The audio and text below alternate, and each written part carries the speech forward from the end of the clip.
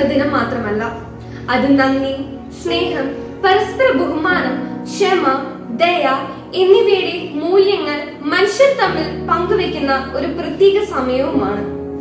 Christmas എന്നത് നമുക്ക് ലഭിച്ച അനുഗ്രഹങ്ങൾക്കായി ദൈവത്തോടും മറ്റുള്ളവരോടും നന്ദി പ്രകടിപ്പിക്കുന്ന ഒരു അവസരമായാണ് നമ്മൾ കാണുന്നത്. കുടുംബാംഗങ്ങൾക്കും സുഹൃത്തുക്കൾക്കും നമ്മോടൊപ്പം നിൽക്കുന്ന എല്ലാവർക്കും നന്ദി പറയുകയും സന്തോഷം പങ്കിടുകയും ചെയ്യുന്ന ദിനമായാണ് ക്രിസ്മസിനെ നമ്മൾ കാണുന്നത്. ക്രിസ്മസ് നന്ദിയുടെയും കൃതജ്ഞതയുടെയും ദിനമാണ്. ക്രിസ്ത്യ വിശ്വാസത്തിൽ യേശുവിന്റെ ജനനം മനുഷ്യനോടും ദൈവം നൽകിയ വലിയൊരു ഗിഫ്റ്റായാണ് നമ്മൾ കാണുന്നത്. അതിനാൽ ക്രിസ്മസ് ദൈവത്തിന്റെ സ്നേഹത്തിനും കൃപയ്ക്കും നന്ദി പറയുന്ന ഒരു തിരുനാളാണ്.